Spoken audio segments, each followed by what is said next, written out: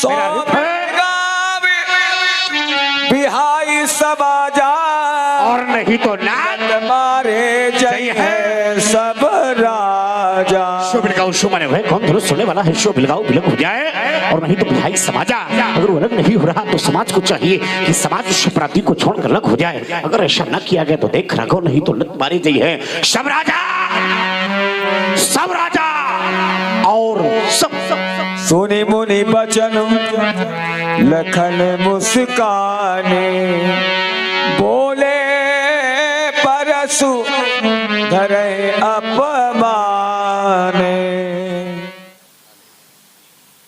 सुना समाज के मनुष्यों ने महामुनि जी का वक्तव्य, करे कौजड़ जनक धनुष कै तोरा, वेग दिखाओ मूल नत आजू, उल्टू मई जहलक तोरा। दूसरी घोषणा, सो बिलगाओ बिहाय समाजा, नत मारे जय है सब राजा। इनको चाहिए धनुष तोड़ने वाला, लेकिन यदि राजा जनक ने धनुष तोड़ने वाला नहीं दिखाया तो ये क्या करेंगे, जहां तक राजा जनक का राज्य है वहां तक की भूमि को उलट देंगे। और यदि श्री राम ने धनुष तोड़ने वाले को नहीं दिखाया तो ये भूमि फिर नहीं उल्टेंगे, ये फिर सब राजाओं को मारेंगे। अब राजाओं का श्री राम से क्या संबंध है? ये तो वही राजा हैं जो अभी कह रहे थे श्री राम और लक्ष्मण को बांध लो, सीता को छीन लो, अगर विदेह कुछ सहायता करे तो युद्ध में जीत लो। तो ये राजा तो दंड के पात्र है ही, और इनको मारने में भला श्री राम को क्या आपत्ति हो सकती है? जो महामुनि जी ने शर्त लगाई, श्री राम यदि धनुष तोड़ने वाले को समाज से अलग नहीं करेंगे तब ये राजा मारे जाएंगे। राजाओं को दंडित करने का अधिकार आपके पास सुरक्षित है, क्योंकि जब राजा उत्पात करता है तो राजा को दंड कौन देगा? प्रजा जब उत्पात करती है तो प्रजा को दंड देने का अधिकार राजा को होता है। पर जब राजा अत्याचारी हो जाते हैं, राजा उत्पाती हो जाते हैं, तब उनको दंड देने का अधिकार किसके पास होता है? होगी अशांति संतति सारी जब राजा अत्याचारी होंगे, भय भूख भयानक भ्रष्ट तंत्र हर मंजर प्रलयंकारी होंगे। हमारी सनातन संस्कृति में इन राजाओं को भी दंडित करने का अधिकार इन ब्राह्मणों के पास है, और ये ब्राह्मण कोई सामान्य ब्राह्मण नहीं है।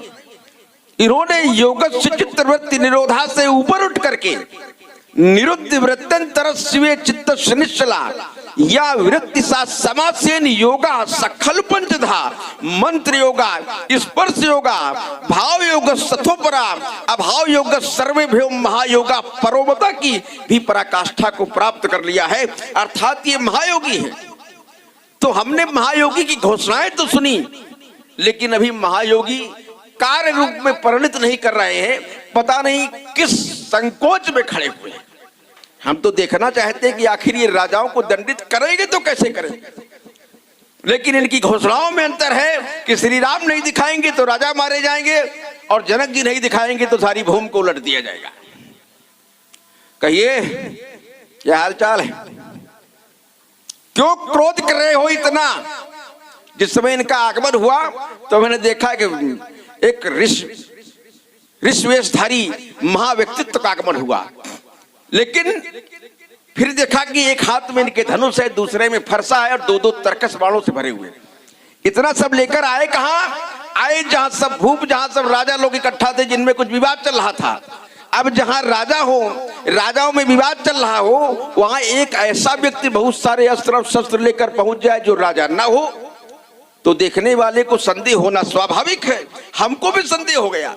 हमको ये लगा कि कोई अस्त्र शस्त्र का व्यापारी आ गया है, तो हम तो पूछने वाले थे कि बाबा जी फरसा कितने का दिया, लेकिन तभी गुरुदेव ने कहा नहीं, ये तो परशुराम जी हैं, ये तो हमेशा इतना लेकर चलते हैं, हो सकता है सोते समय भी काव लिए रहते हो।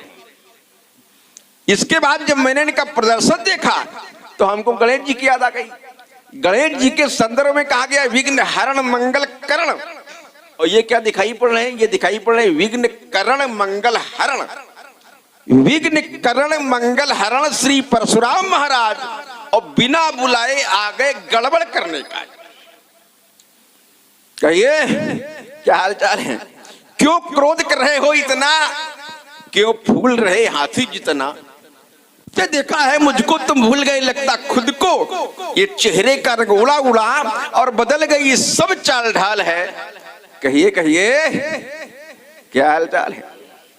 क्या इधर उधर तुम ताक रहे हो? क्या इधर उधर तुम ताक रहे हो? क्या उचक उचक के झांक रहे हो? ये कैसा बाबा गोलमाल है? कहिए कहिए क्या हाल चाल है? रणभीरी के बेसुरे राग, यहाँ तो सहनाई बज रही थी, झांझ मृदंग संग सहनाई आगे से बंद हो गया। अच्छा सहनाई क्यों न बंद करवा दे? जिसके जीवन में सहनाई कभी बजती नहीं है उसको दूसरे की बिल्कुल भी अच्छी नहीं लगती। तो इनके जीवन में तो आज तक बजी नहीं, अब आगे संभावना भी नहीं दिखाई पड़ रही है, तो दूसरे ही कैसे बज रहे थे? तो बजा कह रहे रणभेरी का बाजा बजा रहे। रणभेरी के बेसुरे राग, रणभेरी के बेसुरे राग क्यों सुना रहे हो भाग भाग? शहनाई की सुर लहरों में ये बजती बेतुकी ताल है। इधर देखिए, कहिए कहिए क्या हाल चाल है? कविदीप सुमित्रा का कुमार, कविदीप सुमित्रा का कुमार कर रहा भी नहीं है बार बार। अब जाओ महेंद्राचल अपने, यहां नहीं कुड्डल डाल है। कहिए कहिए क्या हाल चाल है? धनुष तोड़ने वाले को आपने सहस्त्रबाहु की समकोटि का शत्रु स्वीकार किया है। अगर इस एक धनुष को तोड़ने वाला आपका सहस्त्रबाहु की समकोटि का शत्रु है तो हमको किस कोटि में रखेंगे? क्योंकि हमने भी तोड़े हैं। ऐसा अपराधी मिलेगा नहीं जो खुद कह दे कि हमने भी ऐसा कर किया है। ये केवल हम ही हैं जो हम कर रहे हैं। दो चार तो नहीं तोड़े, बहुत से तोड़े हैं। कब तोड़े हैं भी बता दे। बहु धनु ही तोड़ी लरिकाई पर कबहू नासरिस कीन गुसाई। यही धन पर ममता के हेतु, इस धनुष पर इतनी ममता का कारण क्या है? राजकुमार लक्ष्मण ने प्रतिबद्धता पूर्वक अपनी प्रस्तुति को रखा। संसार में कुछ ऐसे व्यक्ति होते हैं जो परशुराम को आतंकवादी सिद्ध कर देते हैं। ध्यान देना, संसार में कुछ ऐसे व्यक्ति पाए जाते हैं कि वो परशुराम को आतंकवादी सिद्ध कर देते हैं कि परशुराम जी मिथिला में आए तो आतंक करने आए। गणेश का एक उदाहरण भी दिया है लक्ष्मण ने। अब जरा विचार करो कि कुछ लोग ऐसे होते कि जबरदस्ती में कुछ बोलना नहीं लेकिन फिर भी बोल रहे, बुलाया नहीं जा रहा है लेकिन फिर भी बोल रहे। हमारा प्रश्न बिल्कुल छोटा सा प्रश्न था और समुचित प्रश्न था, और किससे था? यहाँ के उच्चाधिकारी राजा जनक से था। क्या था? कहू जड़ जनक धनुष कै तोड़ा। धनुष तोड़ने वाला कौन? सीधा सा प्रश्न। राजा जनक ने कोई उत्तर नहीं दिया। अति डर उत्तर देत नप नाही और कुटिल भूप हर्षे मन माही। राजा जनक डर गया और डर के वशीभूत होने के कारण कोई उत्तर प्रस्तुत नहीं कर रहा। उसका भैया राम खड़ा हो गया, कहने लगा महाराज नाथ शंभु धनु भंजन हारा और होशी केऊ एक दास तुम्हारा। महाराज धनुष तोड़ने वाला कोई आपका दास है, धनुष तोड़ने वाला कोई आपका दास है, लेकिन वो दास कौन है ये हमें नहीं पता है। दास है, ढूंढो जाके। धनुष तोड़ने वाला कोई आपका दास है, लेकिन वो दास कौन है ये हमें पता नहीं। आयस हमारे लिए क्या क्या है? तो हमने कहा राम अगर तुम आज्ञा मांग रहे हो तो मैं तुम्हें आदेश दे रहा हूं। सुनो राम जय शिवधनु तोरा साहस बाहु शमशोर मोरा शो बिलगाऊ बिहाई समाजा और नहीं तो नत मारे जय हैं सब राजा। अच्छा, परशुराम के शब्दकोश में, परशुराम की घोषणा में, परशुराम के शब्द विन्यास में ऐसा कौन सा शब्द है जो लक्ष्मण को अच्छा नहीं लगा? तब तो अगर तुम बोलो तो अच्छी बात है। अच्छा, एक तुम्हारी कविता आई है बड़ी अच्छी है, हृदयग्राही। वो कविता के शब्द है कहिए कहिए, गंवारों वाली भाषा आई है।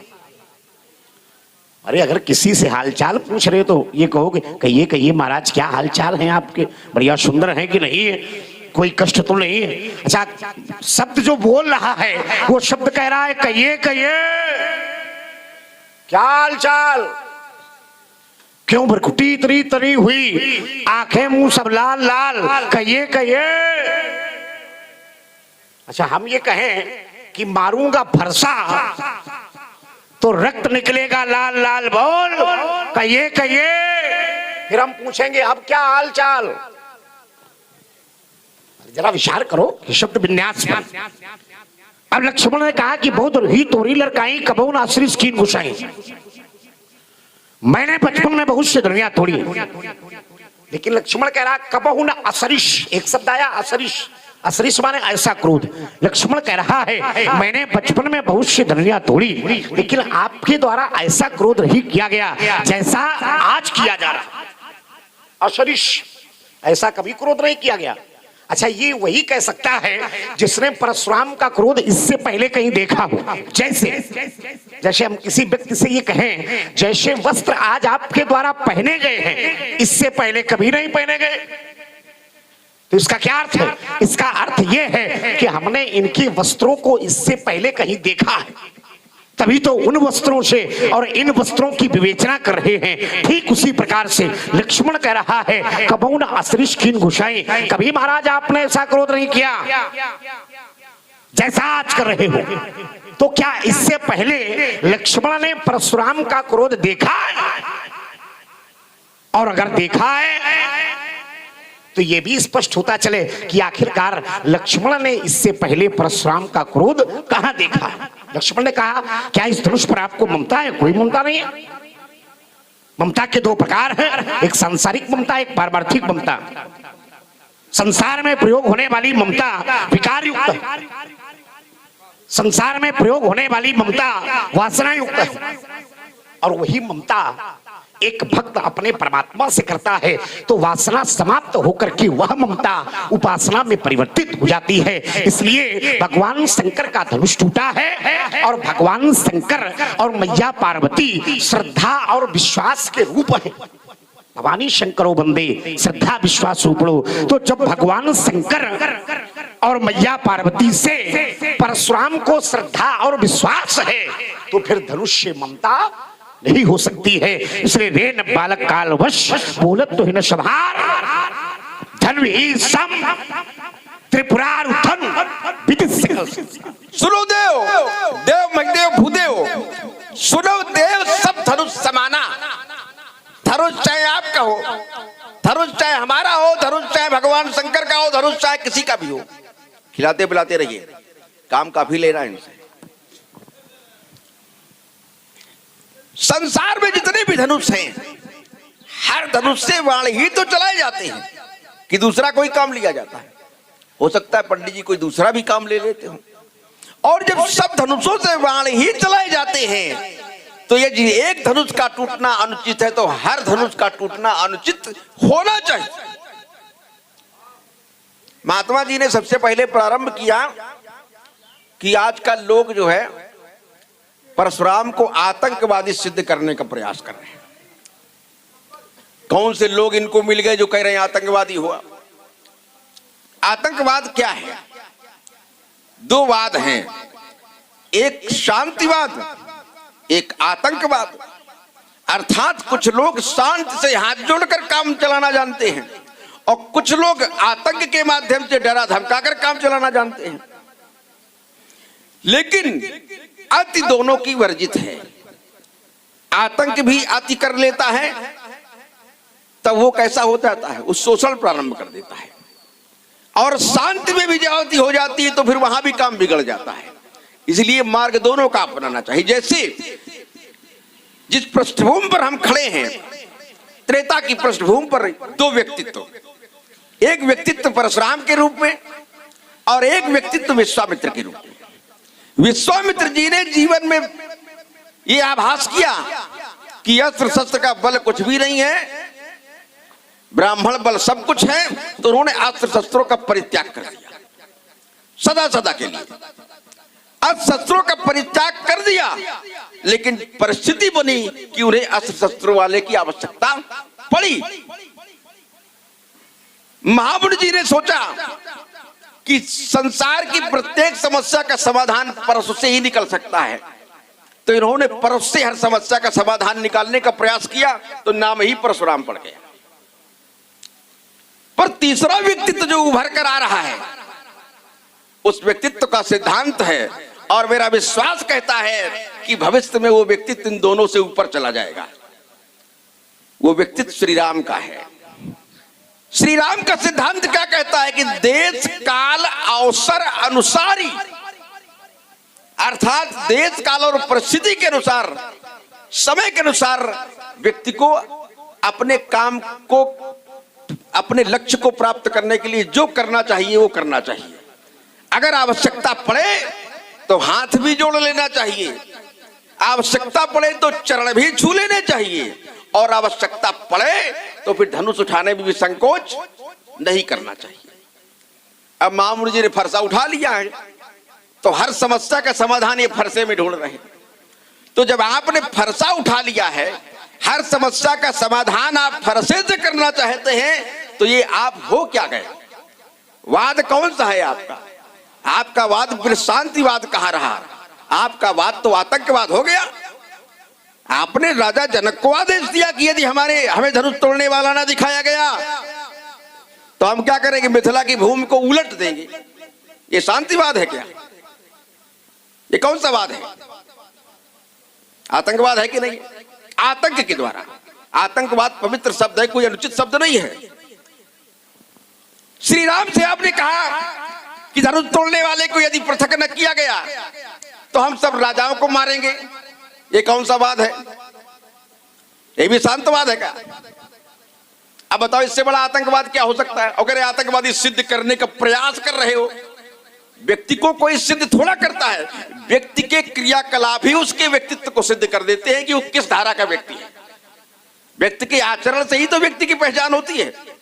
कोई किसी का नामकरण ऐसे थोड़ा करता है, नामकरण तो उसके कृतित्व से हो जाता है। तो आपका कृतित्व आपके व्यक्तित्व की पहचान बन चुका है, इसमें दूसरे को दोषी क्यों ठहराने का प्रयास कर रहे हैं? अब आपने कहा कि लक्ष्मण को क्या आपत्ति है? हाँ, लक्ष्मण को कोई आपत्ति नहीं आपसे, लक्ष्मण को आपत्ति होनी भी नहीं चाहिए। आपसे क्या लेना देना लक्ष्मण का? हाँ, लक्ष्मण को एक आपत्ति है कि लक्ष्मण रघुवंश से संबंधित है और रघुवंश में ब्राह्मणों का सदैव सम्मान किया जाता है। तो एक व्यक्तित्व, इनका जब आगमन हुआ तो हमने देखा तांता लग गया सम्मान करने वाले को। पित समेत कहीं कहीं निज नामा, लगे करण सब दंड प्रणामा। लेकिन जब इन्होंने बोलना प्रारंभ किया तो कोई बात करने वाला नहीं आ रहा है। तो हमने कहा कि ब्राह्मण है। देखा, कहा कि राजा जनक माने सबसे बड़े उच्चाधिकारी, राजा सबसे बड़े उच्चाधिकारी। अब गच्चाधिकारी बन के चले गए, गच्चा देगा कि नहीं देगा? जिसके राज्य की कोई भूमि उलटने की बात कर रहा हो, जिसके राज्य को नष्ट करने की बात कर रहा हो, और राजा का धर्म है कि अपने प्राणों का परित्याग कर दे लेकिन प्रजा की सुरक्षा के लिए तटस्थ खड़ा रहे। और वो राजा जब ये करे तुम्हारे राज्य की भूमि क्यों उलट देंगे, तो कह रहे उलटो पलटो चाहे कुछ करो, हम ये चले। तो उच्चाधिकारी गच्चाधिकारी बन गया कि नहीं बन गया? अब इन्होंने जो बात कही तो हम ये देख रहे हैं कि राजा जनक भी चले गए, कोई बात करने वाला नहीं है। एक ब्राह्मण उपेक्षित खड़ा है, तो हम दो चार बात करके इनका थोड़ा समय काटे, शायद कुछ बात बन जाए। तो हम तो आपके सहयोग में खड़े हैं, हम आपका विरोध कर ही नहीं सकते, ना हमारे विरोध की कोई पृष्ठभूमि बन रही है। हाँ, आपने कहा हमें धनुष तोड़ने वाला बताया नहीं जा रहा है, तो धनुष तोड़ने वाला बताने से जाना जाएगा क्या? आप ऋषि हैं, ऋषियों के लिए ऐसा क्या है जो नहीं जान सकते? जाने तीन काल निज ज्ञाना, करतल गत आमलक समाना। तुम त्रिकालदर्शी मुनिनाथा, विश्व बदर जिम तुम्हारे हाथा।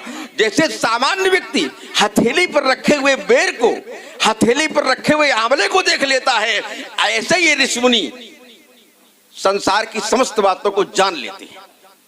धनुष टूटा तो सब इतनी उसकी तीव्र ध्वनि हुई, और जिसने भी सुनी, सुर ने भी सुनी, असुरों ने भी सुनी, मुनियों ने भी सुनी। तो क्या किया? सुर असुर मुनि कर कान दीन, अर्थात सबने ध्वनि इतनी तीव्र थी कि लोगों ने कान में हाथ रख लिए और सकल विकल विचार ही, कोदंड खंडे अमुक तुलसी जयंती वचन उचार रही। सब विचार करके जाने क्या हुआ, किसने किया।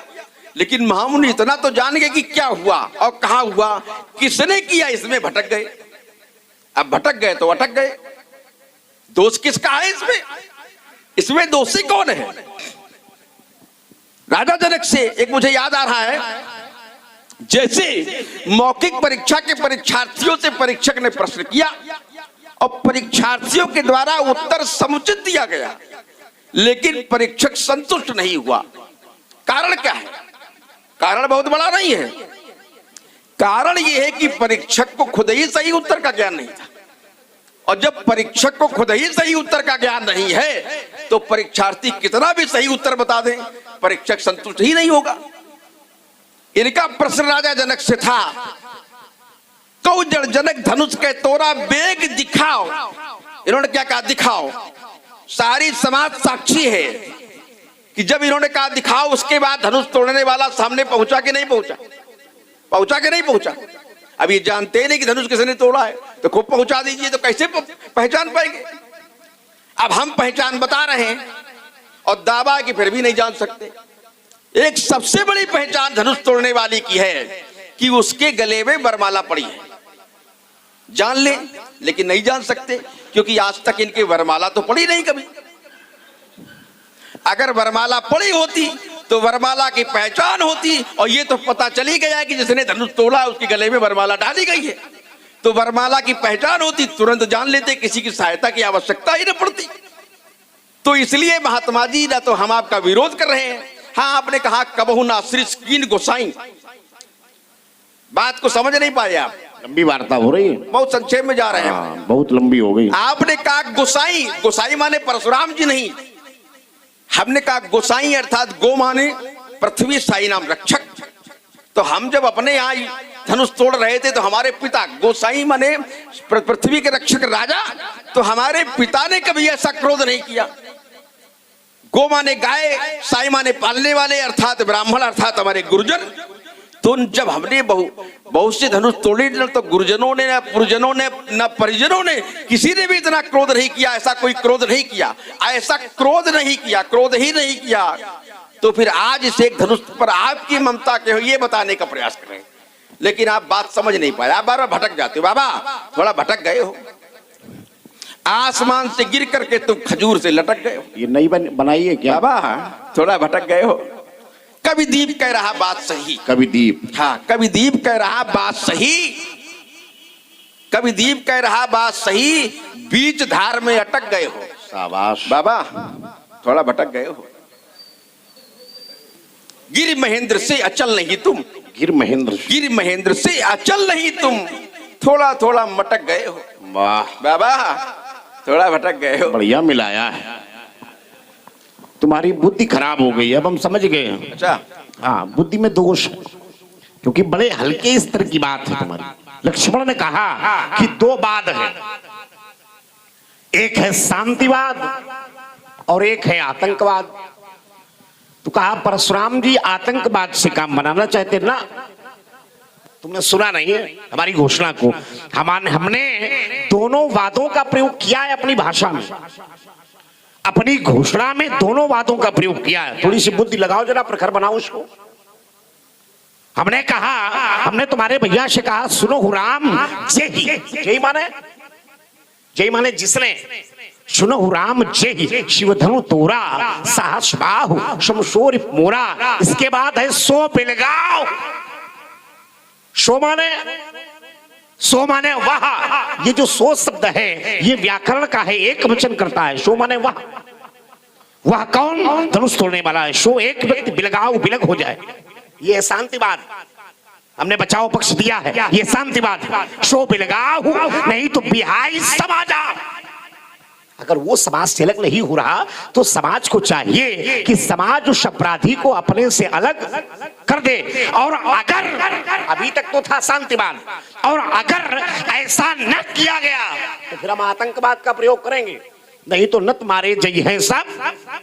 तो पहले है सामवाद, पहले है सामवाद, पहले है शांतिवाद, पहले है धैर्यवाद, उसके बाद में है आतंकवाद। यही हमने राजा जनक से कहा, हमने कहा बेग दिखाओ, शीघ्र में धनुष तोड़ने वाले को आज दिखाओ। ये आज का जो हमने समय दिया है यही बचाओ पक्ष। बेग दिखाओ मूढ़ अनंत आजू, आजू माने आज, शीघ्र हमें धनुष तोड़ने वाले को आज दिखाओ। और यदि आज धनुष तोड़ने वाला न दिखाया गया तो जहां तक तुम्हारे राज्य की सीमांत पृथ्वी है उस पृथ्वी को अब उलट देंगे। अब मान लो अगर आज दिखा दिया गया तब तो क्या तब भी पृथ्वी को उल्टेंगे? थोड़ी सी बुद्धि का प्रयोग करो, कम से कम पढ़े लिखे हो कि नहीं हो? विश्वामित्र जी ने पढ़ाया है, गुरु वशिष्ठ ने पढ़ाया कि नहीं पढ़ाया? एक बात। दूसरी बात लक्ष्मण कह रहा है, अब देखो जरा विचार विनिमय की आवश्यकता है। हमने धनुष तोड़ने वाले की जो समता सहस्त्रबाहु अर्जुन से की है वो गुणों से नहीं की है।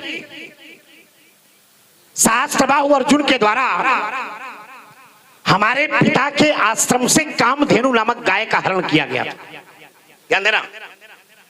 और जिस गाय का हरण सहस्त्रबाहु अर्जुन के द्वारा हमारे पिता के आश्रम से किया गया था वो कोई साधारण गाय नहीं थी, वो दिव्य गाय थी। ठीक उसी प्रकार जिस धनुष का खंडन धनुष तोड़ने वाले के द्वारा किया गया है वो कोई साधारण धनुष नहीं था, इसलिए एक अवगुण को उठाया धनुष तोड़ने वाले को और सहस्त्रबाहु अर्जुन के अवगुण से मिला दिया। तब हमने कहा कि वो साहस बाहुशम शो रिप मोरा, इसलिए हमने कहा विवेचना करो जरा उसकी। तुमने कहा ममता, फिर एक प्रश्न खड़ा किया है क्या आपको ममता है? हमने कहा कोई ममता नहीं, ममता विकार युक्त है। और फिर ब्रह्मचारी के जीवन में ममता, परमात्मा का स्वयं स्वरूप कहता है काल कराल ब्याल खग राचे और नमत राम अकाम ममता जय। काल रूपी भयानक सर्प का भक्षण करने वाले गरुण स्वरूप परमात्मा को भजो, जिनके चरणों में प्रणाम करते ही वो ममता रूपी विकार नष्ट हो जाता है, ऐसी है ममता विकारी। फिर परशुराम जैसा ब्रह्मचारी कैसे करे ममता? अब जरा विचार ये करो कि ममता का जो पर्याय है, ममता का जो विन्यास है वो नैतिकता से भरा हुआ। और परशुराम जैसा ब्रह्मचारी ममता के कोई मूलक में उद्देश्य में नहीं रखता है। इसलिए अब रही बात तथ्य की, तो तथ्य में है धनुष तोड़ने वाला, तथ्य में है धनुष तोड़ने वाला। तो तुमने कहा कि सुर असुर मुनि कर कान दीढ़े सकल विकल विचार ही, इन सभी लोगों ने कान पर हाथ लगा लिया, कान अपने बंद कर लिए ना। सुर, सुर माने देवता, असुर, असुर माने दैत्य, सुर असुर मुनि, मुनि माने मुनिमंडली साधु लोग, सुर असुर मुनि कर कान दीने, कर माने हाथ, कान माने कान। तो इन सभी लोगों ने अपने कान पर हाथ लगाया। अच्छा क्यों लगाया?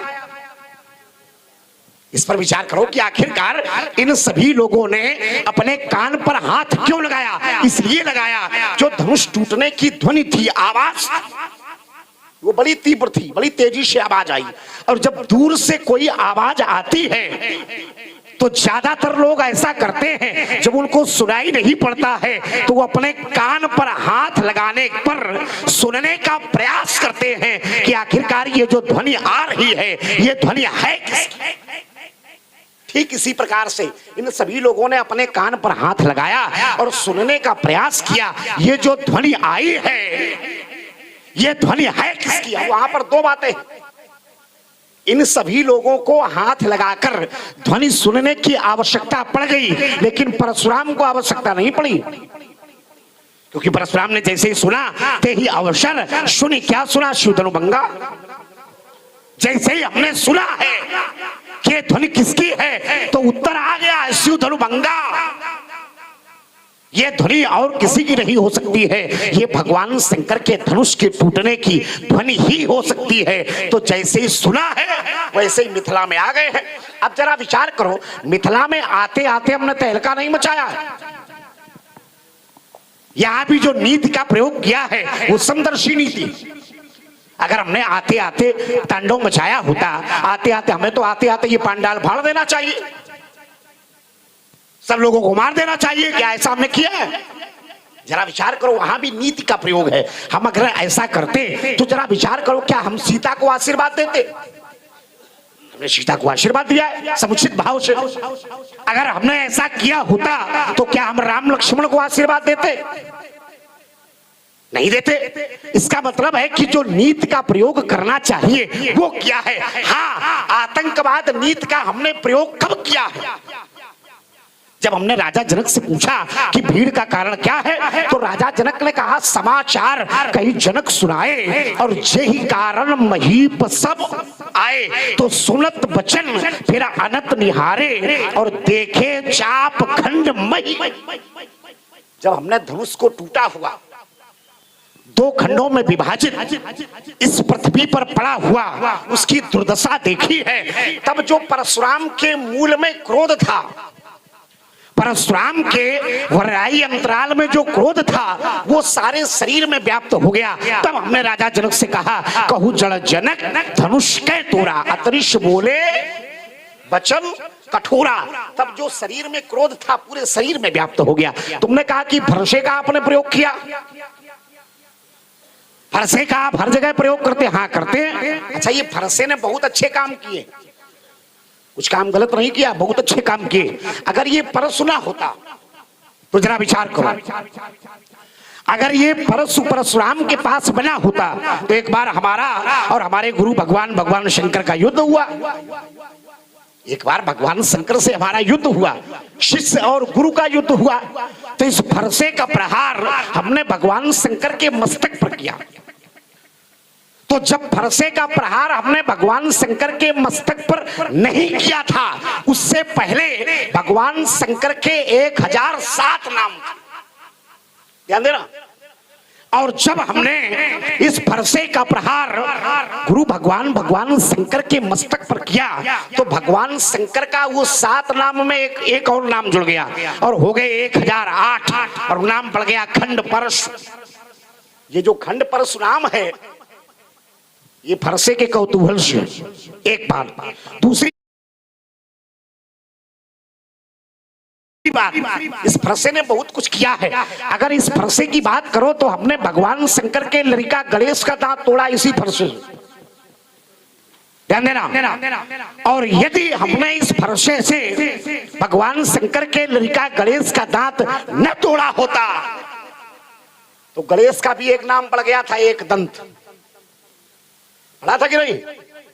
बड़े बड़े इतिहास रचे इस फरसे ने, है ना।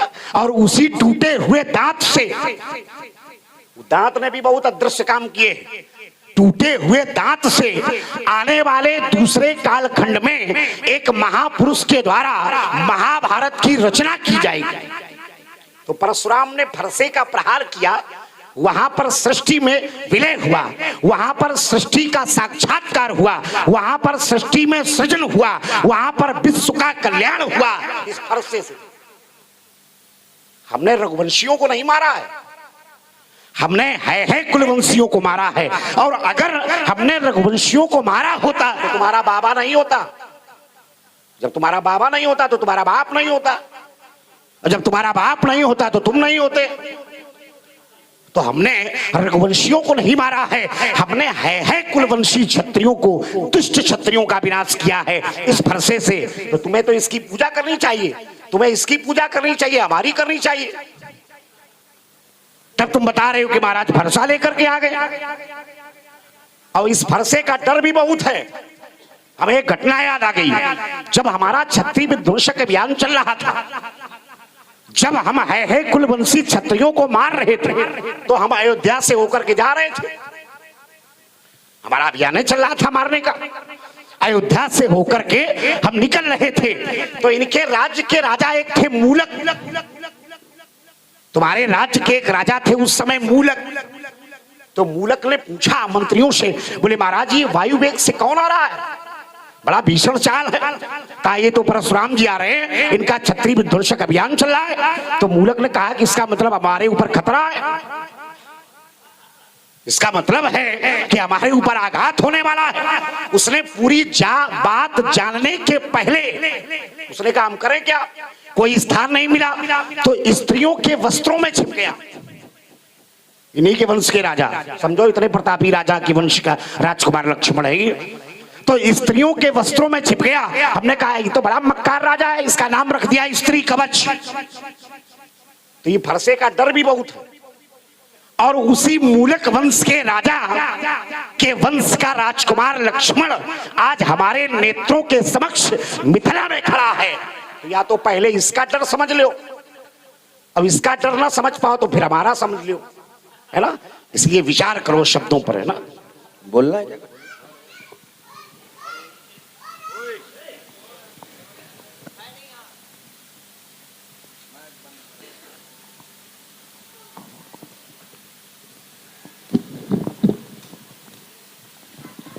हेलो, हाँ ये है भैया श्री अमर सिंह यादव जी, इनकी तरफ से 50 मुद्राएं भगवान परशुराम जी के चरणों में और 50 मुद्राएं श्री लखनलाल जी के चरणों में प्रदान है। बहुत बहुत धन्यवाद। डर तो होना ही चाहिए, ब्राह्मण का डर यदि क्षत्रियों में रहेगा तभी तो क्षत्रिय विजय की मार्ग को प्रशस्त कर पाएंगे। शाबाश। सूत्र दिया गया, अभय होई जो तुम्हारी एराई। सूत्र अच्छे हैं। आपको एक बहुत बढ़िया तर्क आज मिल गया। अब आज के बाद एक भी मुकदमा आप हारेंगे नहीं अगर आपने इनकी बात मान ली। मुकदमा? अब आपकी क्या जानो आप ये बात, ये अयोध्या की मिथिला की बात है। नहीं हम नहीं जानते, तुम ही मैं बताओ कि मुकदमा क्या है। मुकदमा क्या है, ये भी वकील साहब बताएंगे आपको। वकील साहब क्या बताएंगे? तुमने बताया है कि मुकदमा हारोगे नहीं, तो लक्ष्मण कह रहा है। तो लक्ष्मण ने ये शब्द कहीं ना कहीं सुना होगा पहले। बिल्कुल सुना है।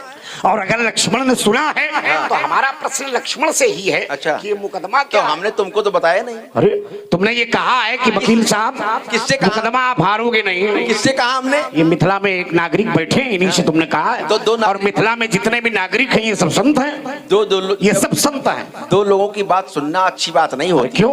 क्योंकि ये परशुराम के समक्ष तुम वार्ता कर रहे हो, तो क्या हम आंखें फोड़ लें कि कान फोड़ लें, कहाँ चले जाए? अरे कुछ भी फोड़ लीजिए। आपका कान है, आप अपना कान फोड़ लीजिए। आंख है तो आंख फोड़ लीजिए। अच्छा, आंख फोड़ने से याद आ गया इनकी उस बात का उत्तर जो हम आपको बताना चाहते हैं। इन्होंने कहा कि हमने अपने गुरुजी का सर फाड़ दिया तो उनका नाम पड़ गया खंड परशु, एक नाम और जुड़ गया। शब्द सही करो इसको। ये नहीं कहा था कि शब्द फाड़ दिया। हाँ, अच्छा क्या किया था? हाँ, ये शब्द सही करो। अच्छा, हमने कहा उनके मस्तक पर परशु का प्रहार किया। तो क्या कहा कि सर फाड़ दिया। अच्छा, क्या इसमें भिन्नता हो जाएगी शब्द में, है ना। भगवान शंकर से हमारा युद्ध हुआ, गुरु और शिष्य के संबंधों में मधुरता बहुत थी, लेकिन वो जो युद्ध हुआ है वो परीक्षार्थी युद्ध हुआ है। अच्छा, तो उसमें सर फाड़ा नहीं है, उनके मस्तक पर परशु का प्रहार किया। तो उससे क्या हो गया? ये ना कहो, ये देखो, ये अनुचित भाषा ना बोलो कि सब सर फाड़ दिया। परशुराम जी कह रहे हैं। देखो, जितना ज्यादा बोलोगे उतना ज्यादा उलझोगे। अच्छी बात ये है कि आप बात को सुने, गुने और फिर जब कहेंगे तो अच्छी बात निकल कर आएगी। नाम पड़ा खंड परशु। खंड क्या होता है? खंड फाड़ना ही तो होता है, क्या और कुछ होता है? इनको कौन समझाए, पता नहीं कहां से पकड़ के लाए गए। कहां से पकड़ के लाए गए? वाह। अब देखिए, जरा विचार कीजिए। बोले गणेश जी का दांत तोड़ दिया तो एक नाम और पड़ गया, एक दंत। लेकिन पहले उस बात पर मान लिया जाए दो व्यक्तियों में विवाद हो जाए और एक व्यक्ति दूसरे की आंख फोड़ दे। अब मामला न्यायाधीश के समक्ष पहुंचे और उससे कहा जाए तुमने इसकी आंख फोड़ दी, तुमको दंडित किया जाएगा, तो वो क्या कहें? अरे नहीं, इसमें तो बड़ा अच्छा काम हो गया है। तो पूछा जाए क्या? तो बोले आज से इसका एक नाम और बढ़ गया है, आज से इसको लोग क्या कहेंगे? थोड़ा परिमार्जित इनकी वाली भाषा में बात करो तो कहेंगे इसका आज से नाम समदर्शी महाराज पड़ गया है। हाँ, यही तो तर्क है इनका कि मतलब एक तो शंकर जी का सर फोड़ दिया, ऊपर से एक नाम और पड़ गया, आप अच्छे रहो। गणेश जी का एक दांत तोड़ दिया अब और एक दंत नाम पड़ गया। सही बताना, दांत तोड़ा था कि दांत उखाड़ा था? दांत कितने होते हैं? मुंह में कितने दांत होते हैं? तो एक टूटने पर एक दंत नाम कैसे पड़ गया? बचे कितने हैं? जब 32 में एक टूटा वो खड़ा नहीं, तो आधा तो वो भी बचा होगा, तो 31.5 बचे कि नहीं बचे? 31.5। लेकिन और बता दें हम आपको, चूंकि मुख किसका है गणेश जी का? हाथी का। तो हाथी के मुंह में 32 नहीं होते हैं। अगर कोई जीव विज्ञान का विद्यार्थी होगा तो उसको पता होगा हाथी के मुंह में 44 दांत होते हैं। तो एक टूट गया तो कितने बड़े? 43.5। लेकिन अगर इनका गणित बाहर वाले या देखने वाले से होगा, अंदर वाले से नहीं। काम की बात तो इसे भी इनको पता नहीं है। जो काम के दांत उधर ध्यान नहीं है, जो देखने वाले, अगर देखने वाले की बात पर विचार किया जाए तो भी कितने बचे? 1.5। तो 1.5 दंत होना चाहिए, एक दंत कैसे नाम पड़ गया? और गणेश जी का केवल एक दंत नाम नहीं है, एकदंतम, द्विदंतम, चतुर्दंतम, चतुर्मुखम, सूर्पकर्णम, आम्बिकेयम, नमो विघ्नेश्वराय वरदाय। सही सही बताना, सही सही बताना। तो इसके लिए आपको थोड़े दिन अयोध्या में आना पड़ेगा। सही, बिल्कुल सही। हमारे पूर्वज इक्ष्वाकु ने भगवान विष्णु की उपासना का निर्णय लिया कि किसी तरह से अयोध्या में आकर निवास करें। तो भगवान विष्णु की आराधना, कोई भी आराधना होती तो गणेश का स्तवन होता है, होता है कि नहीं होता है? तो भगवान गणेश की जब आराधना उन्होंने की तो एक स्तोत्र की रचना की, नमस्कृत्य महावद्यम।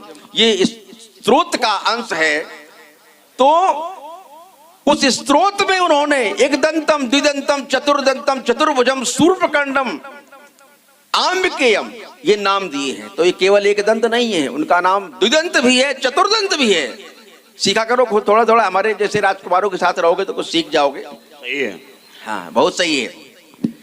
अब बात कहां से कहां घुमाकर पहुंची, कैसा बढ़िया समझाने का प्रयास किया। देखो ये मिथिला की समाज है, पुर नर नार सुभाग्य सुच संता धर्मशील ज्ञानी गुणवंता। यहां समझा के आप निकल नहीं सकते हो। अगर बात रखी तो उसको स्पष्टीकरण उसका देना पड़ेगा। आपने कहा कि हमने आतंकवाद का प्रयोग थोड़े किया, हम तो शांतिवाद से काम चला रहे हैं। मतलब ये कि आप किसी से कुछ मांगने जाएं और ये कह दें आपने अगर ऐसा नहीं किया तो हम आपका घर पलट देंगे, तो ये शांतिवाद है।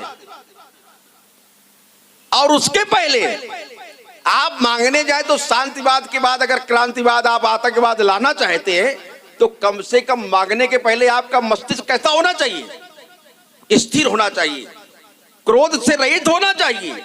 लेकिन जब इनका प्रश्न राजा जनक से हो रहा है तो कैसे हो रहा है? कैसे हो रहा है? अब उसको भूल गए, अब खुद बताया तो, लेकिन ये नहीं पता चला कि राजकुमार खड़ा कौन है, बात पकड़ जाएगी तुरंत।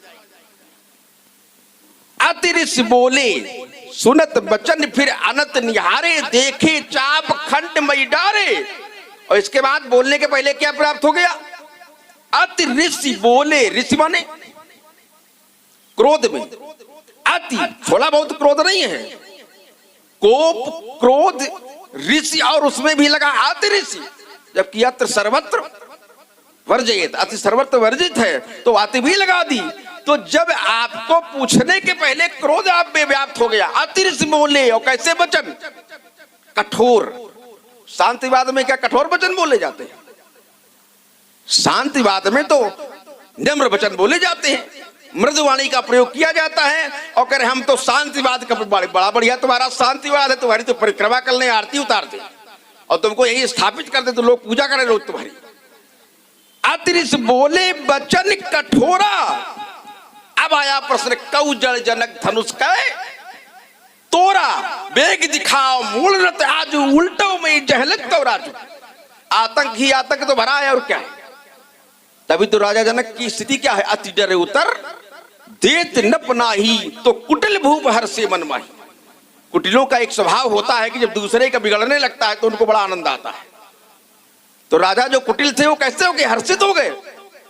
अगर आपका वाद शांति का वाद होता तो शांति की वाद में कभी साधुजन भयभीत नहीं होते हैं। और आपने जब ये कहा तो परिस्थिति क्या बन रही है? सुर मुनि नाग नगर नर नारी सोचे सकल त्रास। क्या शांतिवाद में त्रास होता है क्या? जब कोई शांति से काम चला रहा तो क्या भय व्याप्त हो जाता है समाज में। और यहाँ क्या हो रहा है, सुर मुनि नाग नगर नर नारी सोचई सकल त्रास और भारी। और तो और अगर शांतिवाद होता तो मन पछतात सीए महातारी फिर न होता। मन पछतात सीए महातारी विधि अब सबरी बात। रघुपति कर स्वभाव, कौन सा स्वभाव? शांतिवाद वाला स्वभाव सुना सीता जी ने कि आतंक वाला स्वभाव सुना? स्वभाव तो यही सुना कि परशुराम जी यही तो लड़ना झगड़ना इनका काम है, तो पता नहीं क्या झगड़ा किससे कर ले। तो भृगुपति कर स्वभाव सुनिसीता अरद निवेश कल्प संबीता। बताओ ये कौन सा वाद है? आधा निवेश जिसको आधा क्षण कल्प के समान दिखाई पड़ रहा है, इतना भय व्याप्त हो गया, तो ये शांतिवाद है कि आतंकवाद है? कौन समझाए इनको? ये समझ रहे कि हम 16 दुनिया पढ़ा देंगे तो लोग पढ़ जाएंगे। श्री राम को से जब कहा इन्होंने तो हम बता चुके हैं 100 बिलगाओ, उसमें भी जब श्री राम ने निवेदन किया। अब देखो श्री राम की वाणी यदि किसी को न समझ में आए तो किसकी वाणी समझ में आएगी? श्री राम ने एक शब्द प्रयोग किया, नाथ शंभुधन भंजन हारा होई केऊ एक दास तुम्हारा। केऊ एक दास तुम्हारा। दास तुम्हारा का अर्थ क्या है कि हम आप एक तरह से धनुष तोड़ने वाला आपके समक्ष नतमस्तक है, आपके आदेश का पालन करने के लिए तत्पर है, समर्पण का भाव है। जहां समर्पण का भाव होता है वही शांतिवाद है, और जहां आक्रमण का भाव है वहां शांतिवाद कहां? वहां तो सीधे क्रांतिवाद आतंकवाद है। तो आपने फिर भी आये सुका कही किन मोही सुन रिसाए। क्रोध पहले आता, आप बोलते बाद में, क्रोध पहले आप पर चढ़ बैठता है, हावी हो जाता है। जब क्रोध चढ़ जाए आप पर, क्रोध आप पर हावी हो जाए तो क्रोध में कही गई बात तो कभी शांतिवाद हो ही नहीं सकती। वो तो क्या हो सकती है? वही जो आप नहीं समझना चाहते हो। आप बार बार कहते हो कि मुझको ममता नहीं है, श्रद्धा है। एक बिंदु आपने ये दिया, दोबारा फिर उसी पर आपने प्रयास किया। हमारे बिंदु को छुपा ले गए आप। हमने कहा जनक जी नहीं बताएंगे तो आप भूमि को लटेंगे, और श्री राम नहीं बताएंगे तो राजा को क्यों मारेंगे? ये दो बातें एक परिणाम में कैसे निहित है? परिणाम चाहिए एक, लेकिन उसकी पूर्ति ना होने पर आपकी क्रियाएं दो क्यों हो रही हैं? लेकिन उसको आपने घुमा दिया। अब आप कहते हो हमको श्रद्धा है, और मैं दावे के साथ कह सकता हूं कि श्रद्धा तो बिल्कुल नहीं हो सकती। क्यों? सूत्र दिया, खोजत मिलई कतौ नहीं धूरी करई क्रोध जिव धर्मई दूरी। जैसे भयंकर बरसात हो जाए, और भयंकर बरसात में क्या कहीं धूल ढूंढने पर मिलती है? जैसे भयंकर बरसात में धूल ढूंढने पर नहीं मिलती, ठीक उसी तरह से व्यक्ति में जब क्रोध का पारावार हो जाए तो फिर उसमें धर्म ढूंढे नहीं मिलता। ये हमने नहीं कहा, शाश्वत सिद्धांत बताया गया। खोजत मिले कतौ नहीं धूरी करई क्रोध जिम धर्म दूरी। अर्थात क्रोध क्या करता है? व्यक्ति को धर्म से दूर कर देता है। कई बार व्यक्ति क्रोध में आता है तो अपने पिता का अपमान कर देता है, अपने बड़ों का अपमान कर देता है। बाद में जब क्रोध समाप्त होता है तो कहता है गलती हो गई, हम क्रोध में थे। अर्थात क्रोध व्यक्ति को धर्म से दूर करता है, और धर्म से जोड़ता कौन है? तो दूसरा सूत्र दिया, श्रद्धा बिना धर्म नहीं हुई। श्रद्धा व्यक्ति को धर्म से जोड़ती है। जब तक व्यक्ति में श्रद्धा नहीं होगी तब तक वो धर्म का अनुपालन भी सही तरह से नहीं कर सकता। श्रद्धा बिना धर्म नहीं होई, बिन मई गंध की पावई कोई। अर्थात श्रद्धा व्यक्ति को धर्म से जोड़ती है, क्रोध व्यक्ति को धर्म से तोड़ता है। अब जरा विचार किया जाए कि एक व्यक्ति दीवार बना रहा है और 4 व्यक्ति उसको तोड़ने के लिए खड़े हैं, क्या दीवार बन पाएगी? तो कैसी श्रद्धा बची? यदि क्रोध का परित्याग आप कर दें, क्रोध से अपने को पृथक कर दे, तब तो श्रद्धा की बात हो सकती है। लेकिन जब तक क्रोध आप में व्याप्त है तब तक श्रद्धा की बात बिल्कुल भी नहीं हो सकती है। धनुष तोड़ने वाला आपको मिल जाएगा, लेकिन हम चाहते हैं कि आप स्वयं जाने। कह रहे हैं कि वहां तो जिन्होंने क्या कहा है, हमने कहा कि ध्वनि सुनी, लोगों ने तो कान में हाथ रख लिए। तो बोली ध्वनि सुनी तो समझने का प्रयास किया, इसलिए कान बंद कर लिए। कान सुनने के लिए कि समझने के लिए? समझने का काम तो मस्तिष्क का है। ध्वनि जब चली गई एक बार तो दोबारा ध्वनि का वेग मस्तिष्क को अस्थिर न करे, इसलिए लोग कान हाथ में रख लेते हैं। कोई ध्वनि सामान्य थी क्या?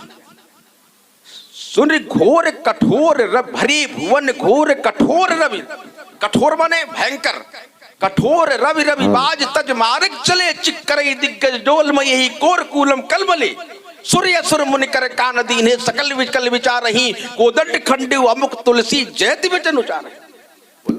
हाँ भैया, इंडियन कल्चर स्कूल जो अपने बर्रा दो स्थित 100 मुद्राएं प्रभु लक्ष्मण जी के चरणों में और 100 मुद्राएं भगवान परशुराम जी के चरणों में प्रदान है। और इसी के साथ हैं एडवोकेट जी हैं श्री अजय कुमार गुप्ता जी, अजय गुप्ता एडवोकेट, इनकी तरफ से 50-50 मुद्राएं प्रभु लखन जी के चरणों में और भगवान परशुराम जी के चरणों में प्रदान है। बहुत बहुत धन्यवाद। इसलिए महात्मा जी हम चाहते हैं हम बताएं धनुष तोड़ने वाले को आप जान जाएं तो इसमें आपकी बड़ाई नहीं होगी।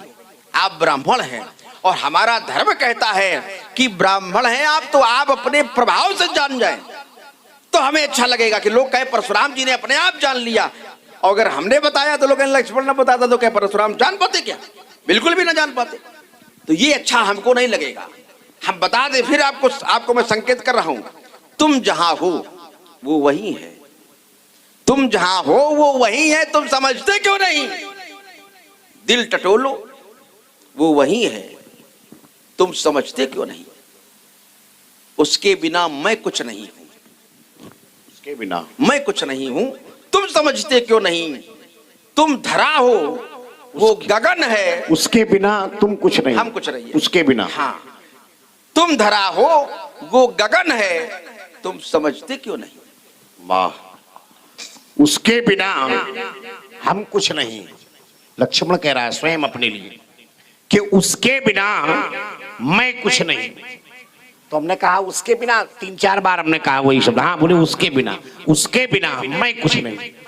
अच्छा, लक्ष्मण के जीवन में जो उसका शब्द है वो है राम, क्योंकि राम के बिना लक्ष्मण बिल्कुल अधूरा है। पहुंच गए थोड़ा थोड़ा रुक जाओ, थोड़ा नहीं, पूरे पहुंच गए। हाँ पहुंच गए। हाँ, क्योंकि तुम्हारे जो शब्द हैं वो बड़े अटपटे हैं, अरे बड़े हल्के स्तर के शब्द है ना, उसमें तुम सुधार नहीं करोगे। तो लक्ष्मण कह रहा है, अब देखो सुनो,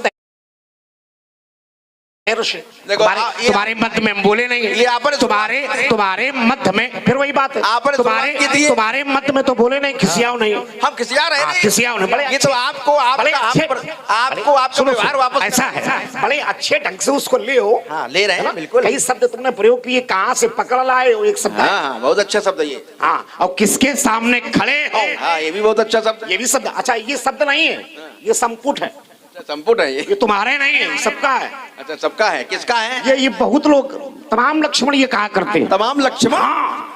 लक्ष्मण तो एक ही है। अच्छा, ये भी हम सिद्ध कर देंगे। हाँ, ये भी सिद्ध कर देंगे, सिद्ध कर देना। हाँ, सिद्ध कर देंगे अपने क्रम में, बिल्कुल। हाँ, तुम बिल्कुल धैर्य रखो, क्रम आपका चल रहा है। हम ये भी सिद्ध कर देंगे कि लक्ष्मण बहुत है, ये भी सिद्ध कर देंगे। ये भी सिद्ध कर देंगे कि संसार में विष्णु बहुत है, ये भी सिद्ध कर देंगे ब्रह्मा बहुत है, बिल्कुल। ये भी सिद्ध कर देंगे ब्रह्मांड बहुत है, ब्रह्मांड निकाया निर्मित माया और रोम रोम प्रतिवेद कहें। जब ब्रह्मांड बहुत से हो सकते हैं, ब्रह्मांड के स्वामी बहुत से हो सकते हैं, तो क्या लक्ष्मण बहुत से नहीं हो सकते? परशुराम भी बहुत हो सकते हैं। जाओ, अब अपने क्रम में बोलना, बड़ा धैर्य का परिचय दो, बड़े हल्के स्तर की बात न करो, उसको ध्यान से सुनो। तुम्हारे प्रश्न का उत्तर हमने दे दिया कि बहुत लक्ष्मण है, ब्रह्मांड निकाया निर्मित माया रोम रोम प्रतिवेद कहे। अब लक्ष्मण ने कहा, लक्ष्मण के जीवन में जो उसका शब्द है वो है राम, लक्ष्मण की माता राम, लक्ष्मण का पिता राम, लक्ष्मण का सखा राम, लक्ष्मण के रिश्तेदार राम, लक्ष्मण का पूरा विश्व सब राम ही है। लक्ष्मण राम के अलावा किसी को चाहता ही नहीं। और लक्ष्मण ने कहा वो उसका, एक उसका शब्द प्रयोग किया हमने, कई बार कहा उसका, लक्ष्मण ने कहा हाँ उसका। तो लक्ष्मण के जीवन में जो सब कुछ है वो राम है, और परशुराम ने राम का तो विरोध किया नहीं, ध्यान देना। और जब परशुराम ने राम का विरोध नहीं किया है तो आखिरकार लक्ष्मण के जीवन में ऐसा दूसरा कौन आ गया है जिसके पक्ष से लक्ष्मण परशुराम का विरोध कर रहा है? यहां भी उसका लगाया है ना? ये तुम्हारे लिए मैं छोड़ रहा हूं। एक बात। दूसरी बात लक्ष्मण कह रहा है, एक क्रोध की बात आई थी। अच्छा, लक्ष्मण ने बताया कि हाथी के 44 दांत होते हैं। किसी ने देखे? इस सभागार में जितने लोग बैठे, देखो दो शब्द हैं, एक है वेद मत और एक है लोक मत। दो मत है, एक है वेद मत, एक है लोक मत। कभी कभी कोई बात वेद मत से सिद्ध की जाती है और कभी कभी कोई बात लोक मत से सिद्ध की जाती है। अच्छा, यहां पर जितने लोग बैठे हैं, क्या सभी लोगों ने 44 दांत देखे?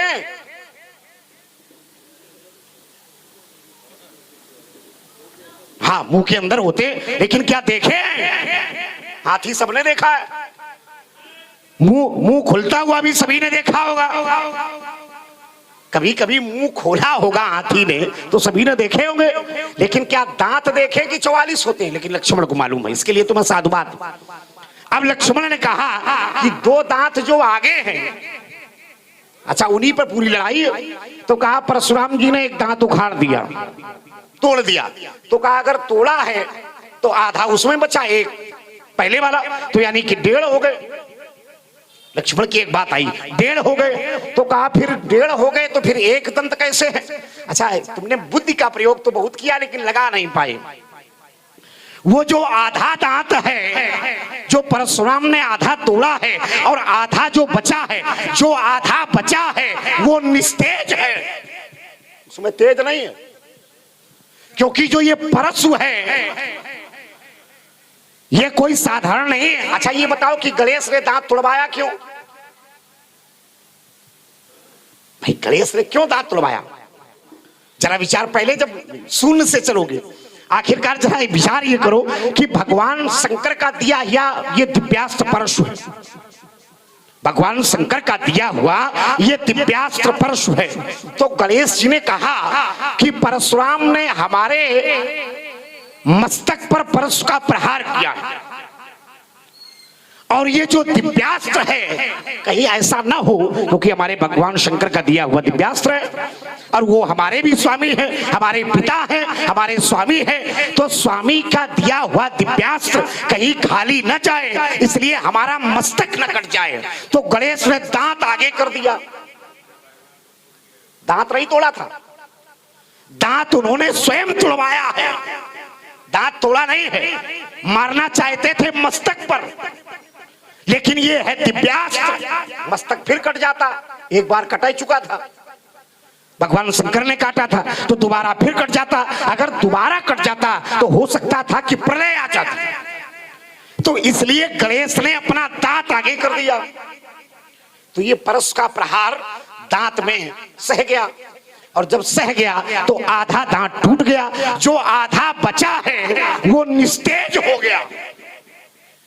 और जो निस्तेज हो जाया करता है उसका कोई अवलोकन हुआ नहीं करता है। इसलिए दांत एक है और एक दांत से पूरा विश्व जानता है कि एक दंत दयावंत लक्ष्मण का 2 दांत है, 3 दांत है, 4 दांत है। उनको ये कहा गया, उनको ये कहा, अरे ये समुच्चय हो सकता है।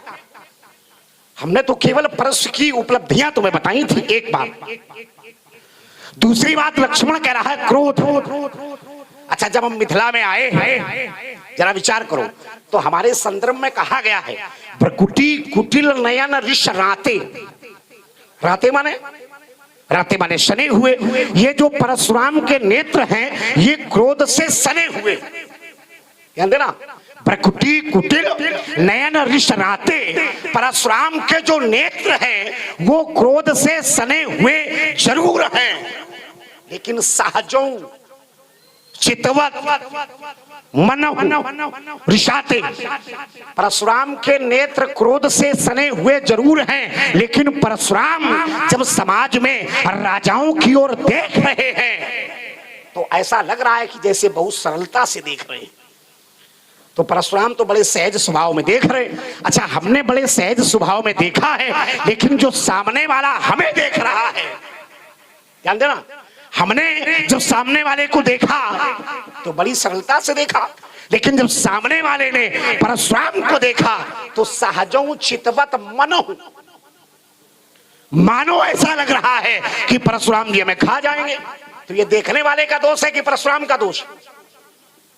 भाई ये तो देखने वाले का दोष है, इसमें परशुराम का कोई दोष नहीं है। अब लक्ष्मण ने कहा कि जहां क्रोध है वहां धर्म नहीं है, जहां क्रोध है वहां धर्म नहीं है, और जहां धर्म है वहां क्रोध नहीं, कोई आवश्यक नहीं है। क्यों? क्योंकि भगवान शंकर धर्म के मूल है। मूलम धर्म तरोर विवेक जलधे पूर्णेन्दुमानंदम वैराग्याम कुछ भास्करम हघन ध्वामता पहम तापहम मोहाम भोधर पूग पाटन विधो स्वसंभवम शंकरम वंदे ब्रह्म कुलम कलंक समनम श्री राम भूप प्रियम। जो दो धर्म की मूल है, मूलम धर्म तरोर विवेक, जो धर्म की जड़ है वो भगवान शंकर है।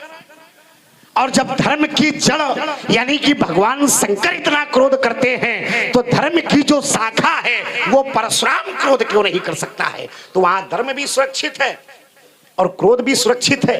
वैसे क्रोध अच्छा नहीं, संसार के लिए नियम है ये, लेकिन परशुराम के लिए ये नियम नहीं है। क्यों? क्योंकि परशुराम का क्रोध ही परशुराम का तेज है।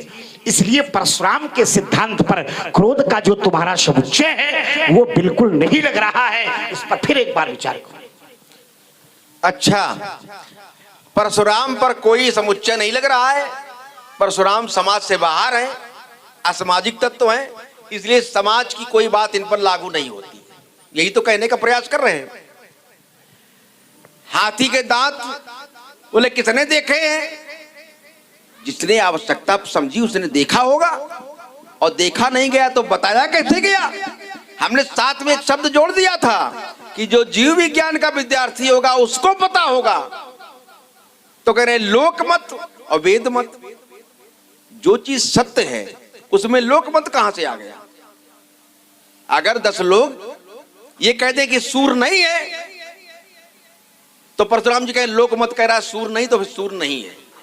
अरे सूर तो सूर है, जिसे पहचान नहीं होगी वो तो कहेगा कि नहीं है, पर क्या उससे सूर की वास्तविकता समाप्त हो जाएगी? लेकिन इनको समझाए कौन?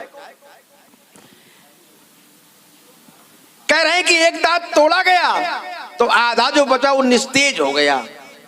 हमने कहा गिनती में है कि नहीं है? निस्तेज हो या तेजवान हो, गिनती में है कि नहीं है? अगर मुख में उपस्थित है तो गिनती में है, आधा हो चाहे एक हो, गिनती में गिनती तो गिनती है।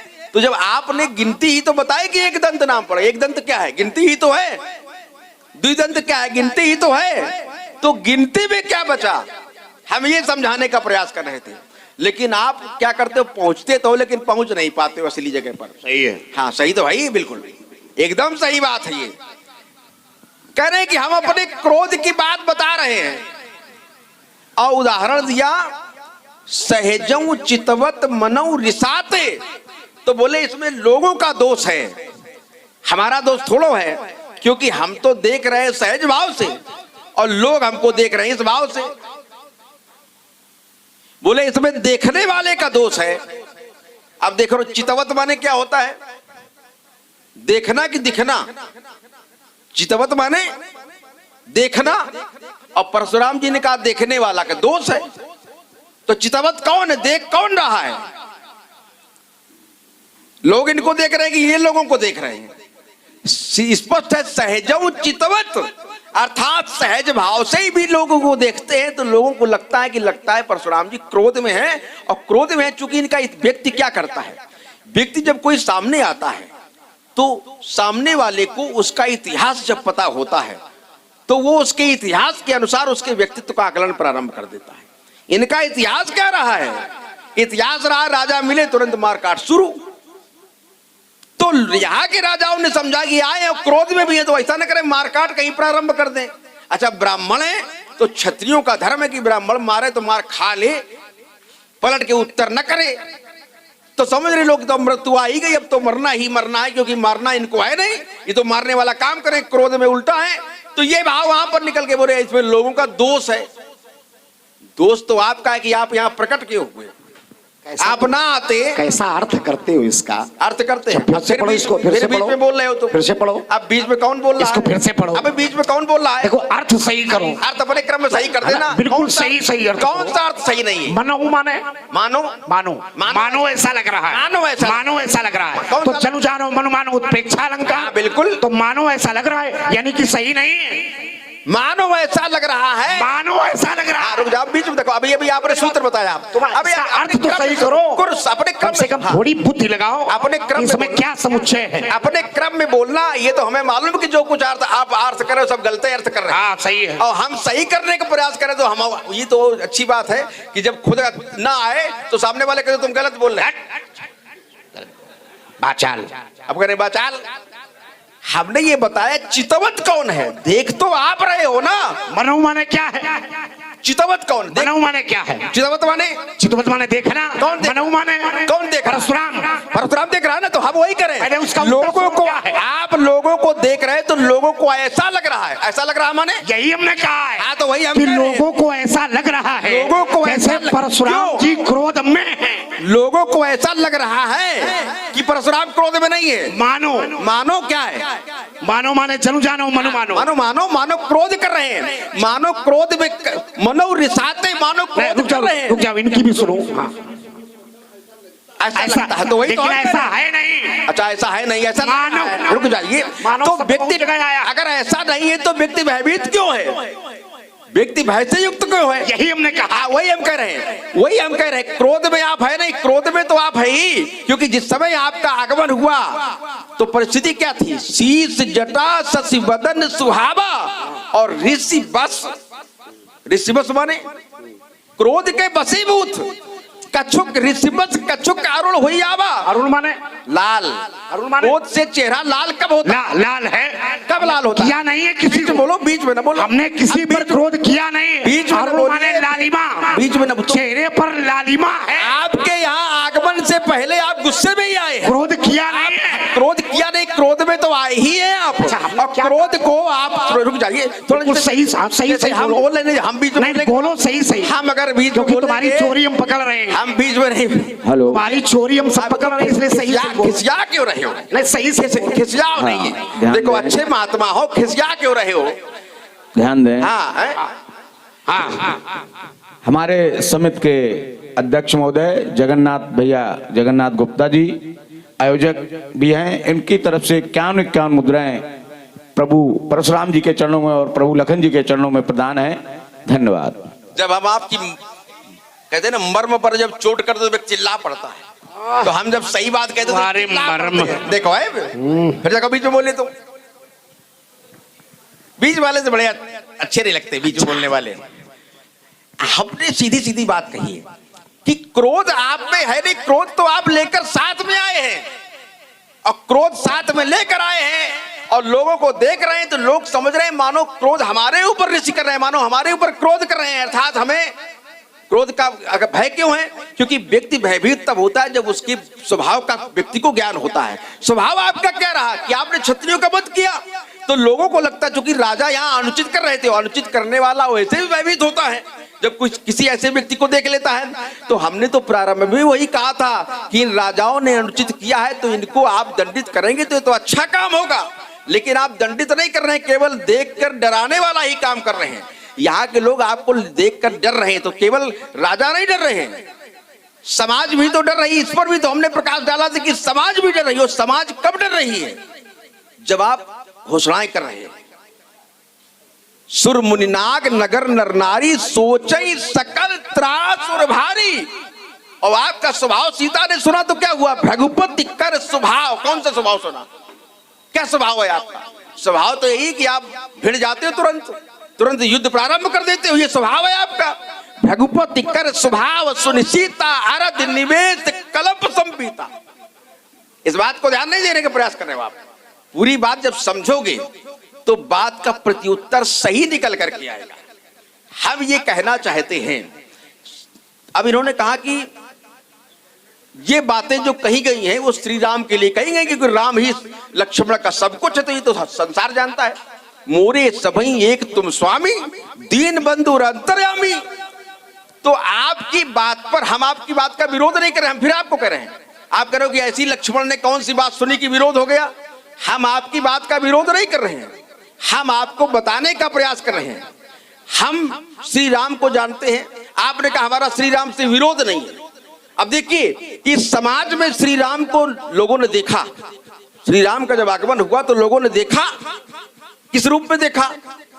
जिनके रही भावना जैसी प्रभु मूरत देखी तिन तैसी, रहे असुर छल छोनिप बेसा तिन प्रभु प्रकट काल सम देखा, डरे कुटिल नभ प्रभु निहारी मनो भयानक मूर्त भारी। अब क्या श्री राम किसी को डरा रहे हैं क्या? आगे आया जोगिन, अब मूल बिंदु यहां आया, जोगिन परम तत्व में भाखा। योगियों ने कैसे देखा? योगियों ने कैसे देखा? और ये कौन है? योगियों ने श्री राम को परम तत्व के रूप में देखा।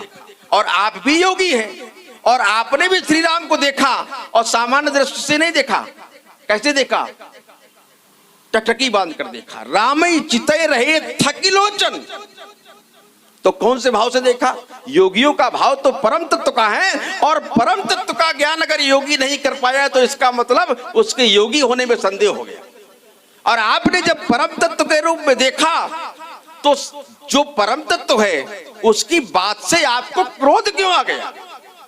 श्री राम ने जब कहा आयुष का कहीं किन मोही, तो आपकी प्रतिक्रिया क्यों हुई? सुड रिसाई बोले मुनि को ही। जो परम तत्व है, परम तत्व में तो योगियों को शांति प्राप्त होती है, और ये योगी हैं जो परम तत्व की बात सुनकर के क्रोध में आ जाते हैं। श्री राम ने कोई अनुचित तथ्य नहीं प्रयोग किया। श्री राम ने सीधा सीधा कहा, इन्होंने कहा हमें भगवान शंकर से श्रद्धा है, इसलिए आप धनुष का विरोध कर, धनुष तोड़ने वाले का विरोध कर रहे हैं। और श्री राम ने भी अपनी शब्दावली में एक बात कही, नाथ शंभु धनु भंज निहारा। निहारा माने क्या देखा है? धनु भंज, धनुष का टूटना। किसने? शंभु। हे नाथ, शंभु ने धनुष का टूटना देखा है, नाथ शंभु धनु भंज निहारा। हाँ, भंजन निहारा माने खंडित करने वाला। देखिए वही हम बताना चाहते हैं आपको, किसी भी बात को समझने की तीन विधाएं होती है। जैसे तुम समझाओ। रुक जाओ, हम समझा रहे हैं, हम समझ रहे हैं। हाँ, आपके पक्ष में आ गई बात, क्योंकि किसी ने कह दिया ये बात गलत है तो तुम समझ गए लक्ष्मण बिल्कुल गलत हो गया। अरे तुम बोलो, तुम जितने अर्थ कर रहे हो सब गलत है। हाँ, सब गलत है, तुम्हारे अर्थ है सब गलत है, अर्थ गलत है, पूरा भावार्थ गलत। अच्छा है, हम राजकुमार है, राजकुमार के अर्थ तो गलत होने चाहिए। परशुराम माने ब्राह्मण के अर्थ तो सही होने चाहिए कम से कम। ब्राह्मण माने विद्वान और मुनि माने तो फिर चलो बात खत्म करो। बात खत्म कर रहे हैं। किसी बात को समझने की तीन विधा होती है। जैसे किसी के सामने तीन प्रकार के फल रखे हों, आम या केले का फल, अखरोट का फल और अंगूर का फल। तीनों को खाने की विधा एक ही है क्या? अंगूर को ऐसे ही खा लिया जाएगा, अखरोट को तोड़ना पड़ेगा, और केला और आम को छिलका हटाना पड़ेगा। ठीक इसी प्रकार से साहित्य के धरातल पर भी तीन विधाएं होती, अविधा, लक्षणा और व्यंजना। अविधा माने शब्द में ही अर्थ निश्चित होता है, और जब शब्दों को तोड़िए बरोड़िए तो अर्थ दूसरा निकल आता है। और कई बार उस शब्द का कहीं संदर्भ दूसरी जगह से लिया जाता है तो अर्थ तीसरा निकल आता है। तो हमने शब्द को थोड़ा सा तोड़ा है, निहारा। हमने कोई शब्द जो बनाए, हमने शब्दों का जो समुच्चय बनाया, उसमें कोई शब्द निरर्थक नहीं है। कोई शब्द उसमें निरर्थक हो तो बताइएगा। नाथ संबोधन भंजन निहारा, नाथ हे नाथ धनुष को तोड़ने वाला, ये तो अर्थ सीधा सीधा हो गया, अविधा का अर्थ है। लेकिन जब व्यंजना और लक्षणा में जाएंगे आप तो फिर शब्दों को तोड़िए। हमने कहा नाथ, ये भी सार्थक शब्द है। शंभु, ये भी सार्थक शब्द है। धनु भंज माने धनुष का टूटना, ये भी सार्थक शब्द है। अब बचा क्या? निहारा, ये भी सार्थक शब्द है। निहारा माने देखा। तो इसके पीछे एक भाव ये भी है, देखिए श्री राम की बात गुड़ वाले के लिए गुड़ भी है और सामान्य वाले के लिए सामान्य। यही श्री राम की विशेषता है कि अर्थात इन ऋषियों के लिए जो भाषा होगी वो कौन सी होगी? गुड़ वाली। और सामान्य व्यक्ति के लिए भाषा कौन होगी? सामान्य वाली। तो अर्थात चूंकि इनका संदर्भ भगवान शंकर से है, तो उनका कहने का भाव कि भगवान शंकर ये बात जानते नहीं कि भगवान शंकर धनुष टूट गया। क्या धनुष का टूटना भगवान शंकर से छुपा हुआ है?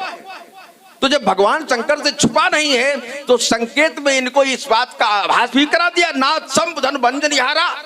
अब देखिए मैं शब्द दे रहा हूं, एक होई केऊ अर्थ किया जाता है कौ अभिधा में। अब बताइए क्या कौ शब्द का ज्ञान ग्रंथकार को नहीं है क्या? कौ एक होए धर्म व्रतधारी नर सहितमा स्वरूप पुरारी, कौ शब्द का ज्ञान है तो यहां केऊ शब्द का प्रयोग क्यों किया गया? और इसके पहले इनके द्वारा कहा गया कौ जनक धनुष कै तोरा, का पर है की मात्रा लगी। क्या कई शब्द का ज्ञान नहीं ग्रंथकार को, तो कै शब्द का प्रयोग किया गया? कोई ना कोई गुण तो छुपा होगा, तभी तो शब्दों में कुछ फेरबदल किया गया है। तो ये बात समझने के लिए क्या करना पड़ेगा? फिर अखरोट वाला सिद्धांत होगा, फिर अंगूर वाले सिद्धांत से काम नहीं चलेगा। ये अगले क्रम में मैं बताऊंगा कि ये भाव क्यों रखे गए हैं। तो फिर मैं कह रहा हूं कि हम आपका विरोध नहीं कर रहे हैं, हम आपके कृतित्व का विरोध कर रहे हैं। हम चाहते हैं कि लोग कहें परशुराम जी बहुत अच्छे व्यक्ति हैं। अच्छा, हाँ, क्रोध करना नहीं जानते, ब्राह्मण हो ब्राह्मण की तरह रहो,